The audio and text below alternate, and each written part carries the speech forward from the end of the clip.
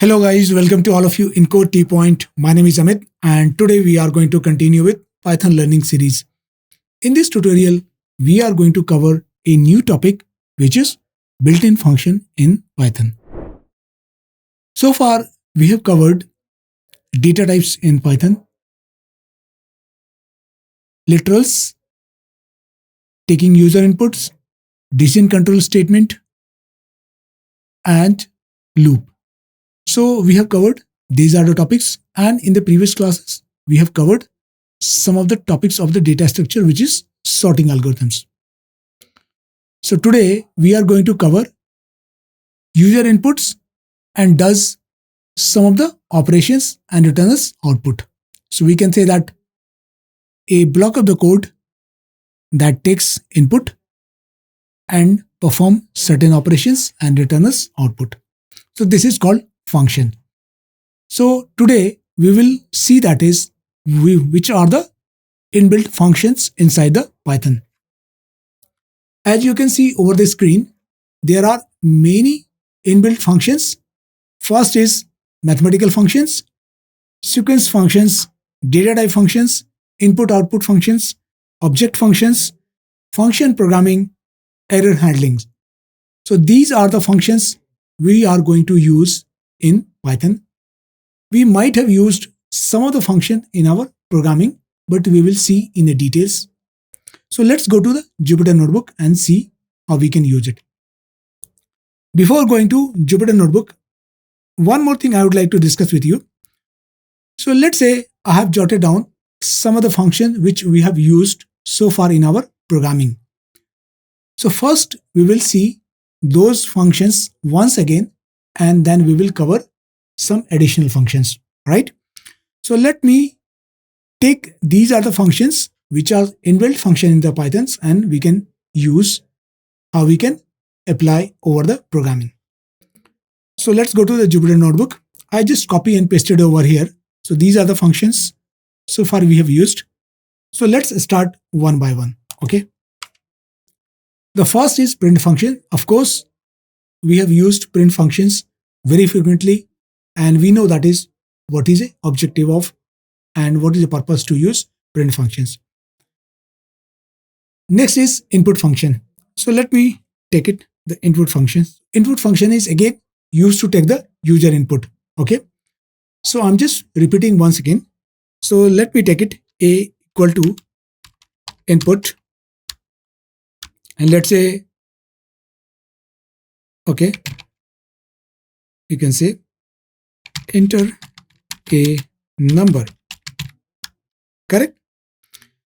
It means we can take the user input through the input functions. So once you execute it, it is asking for enter a number. Okay. So let's say I enter a number 6 and it is getting stored in A, right? Next is int, float, string, list, tuple. These are the data type functions. So let me copy this part and we will see how we can use these functions, right? So int function is nothing but integer function, correct? So if you want to convert a number into the integer, so let's say I have taken the input function, I have taken integer functions, and inside this integer functions, what the input we are providing, let's say this time I'm giving 10.50, and I need to convert this number into the integer. So let's execute it. So what we are getting? 10, right? Similarly, if you want to convert like this number, okay, int bracket 10, and if we execute it again, we will get the 10. So integer function will convert the numbers into the integer. So it will remove the decimal values. Float, right? So float is again, so let's say float, what it does, it will add the decimal values. So let's say this time what I'm going to do is I'm just passing the input 10 and I want to convert this integer into the float. So what it will do, it will return us 10.0. Correct? So next is str, which is nothing but string. So let me do it one. If you want to convert any inputs into the string, right? So let's say this time again I'm providing 15, and if I want to convert this integer into the string, then what it does, it will convert into the string and the output will be in the form of like in the quotes, right? And if you want to see that what is a type, so you can test over here and it will be in string. Next is list. So let's say list. One more thing is, guys, if you want to see that what should be the input parameter of these functions, what you can do is simply write the name of the function and then place your cursor in between that. So inside the list and after the bracket, small bracket, I am placing my cursor over here and then press shift and tab and you will get the input parameter, and it is saying it is asking for iterable object. Correct? It is asking for iterable object, right? So let's say in this case, the iterable object I'm giving is, so let's say I'm giving a string and let's see what it returns. So it will return us a list and it is in the form of every single element, right? Again, I'm going to use list, and this time what I'm going to provide, I'm going to give a number, let's say 50. And this time I have not provided a iterable object, only provided the integer values. So what it will return? It will return us error. Correct? So what is error? Int object is not a iterable object, right? So for list functions, the input parameter is iterable object. Similarly for tuple, correct? Similarly for tuple, so what we will do is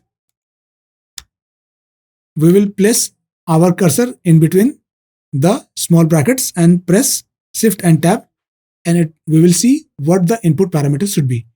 So input should be iterable object. So again for that, what I'm going to provide, so let's say this time I'm going to give a list and 1, 3, 5, 8. So this is my list iterable object inside the tuple, and it is going to convert list into the tuple. So it is returning us 1358. Okay.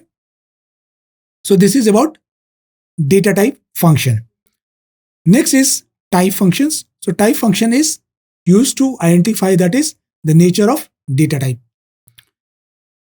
So next is ABS. ABS function is nothing but absolute functions. So if you want to convert the number into the absolute values, so let's say 10.5, it will convert into the 10.5, and in that case it will convert into the absolute values, right? It will return us 10.5. Correct? Again for ABS, let's say 100. In that case, it will return us 100. Correct? Next is POW. POW is nothing but power function. So I will use 3, 2. So what it will return? 3 to the power 2, which is 9. Correct? Again, POW, and then this time 2, 5. So 2 to the power 5, it will be 32. Okay. Next is, let's say, mean max, right? So let me do it. I'm writing mean, and now if you want to see that what should be the input parameter, again press shift and tab. It is asking for iterable object, right? So I am just providing 1, 5, 19, comma 3, comma 4. And I would like to get the minimum value out of that. So in this case, what we should get? We should get 1, right? Similarly, if you want to copy this piece of the code and want to use the max function. So instead of mean, I'm using max. So what we are getting? We will get 19 as a output, right? Next is round. So next is round. So let me use it, round. So what it does? It will convert, or you can say the round function will be convert the decimal values up to the certain digits. So let's say my decimal value is 10.5529. And if I want to bring this decimal values up to 2 decimal. So what I will do is I will use the round function and then I will provide the parameter of 2. So that means this number or this decimal values will be bring up to the 2 decimal, right? And if I execute it, it returns 10.55. Again, I'm repeating the round function. So let's say this time I'm using 19.2375, and what I'm going to use it, let's say up to the 3 decimal, I want to get the values. So I execute it, and what I'm getting, 19.238. So the round function works into that way. Next is div mode. So what it does, div mode, it takes 2 parameter and it returns us 2 output. Okay. So let me place my cursor over here and then pressing shift and tab. It is asking for 2 parameter x and y, and what operation it does? X integer division by y and x modulus y. So let's say I'm putting 5, 2. So 5 integer division by 2 will return us 2, and 5 modulus 2 will return us 1, because the modulus function returns us remainder and integer division return us the quotient. So in this case, it will return us 2, 1. Similarly, you can test div mode. Let's say 10, 3. It will return us 3, 1. Correct? So what is next? Is bin, oct and hex. So if you want to convert any number into the binary values, right? For that we will use bin function. And let's say if I want to convert the binary value of 6. So I have provided the input as a 6 and let's execute it. So what we are getting, 0B110. For bin, let's say this time I'm giving 10. So we should get 0B100. So because binary value of 4 is 100. Correct? Now let's go for oct and hex. So oct will be converted into the octal value and hex will be converted into the hexadecimal values, right? Next is ID. ID is it return us the memory address of the values or the variable, right? So let's say if I'm giving ID of 2, in that case, my memory address will be pointed out. So this number is nothing but memory address of 2. Okay. Next is ORD functions. ORD function will return us a ASCII value of any number, right? So ORD function, let's say this time I'm using a, small a, and what we will get? We will get 97. Again, I'm using ORD function, and let's say this time I'm using capital A, right? So what it will return? 65. Next is length. So the length function, what it does? It will measure the number of input or the number of elements inside the string or the iterable object. Correct? So length function is, let's say I'm just putting welcome. Correct? So what it will return? Number of characters, okay, inside this string. Again, I'm using len function. Sorry for that, guys.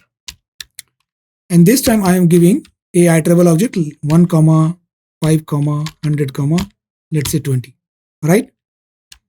So how many elements are there? There are 4 elements. So what we should get? We should get 4 as a output, right? So this is a length function, right? Next is sum.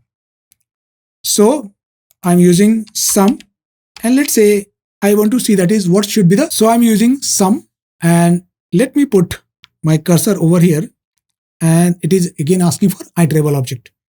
So for that I'm just passing, let's say 2, 5, 6, 4. Okay, and let's execute it. So what we are getting? 17. So this sum function will ask for iterable object as a input parameter. So this is all about inbuilt functions so far we have used in our Python programming. So apart from that, there may be some other functions we might have used in our programming. So if you want to test it out, you can test it over here. And if I missed out anything, just put in your comment and I will try to respond it. So hope you have enjoyed this session. Thank you guys. Thank you once again.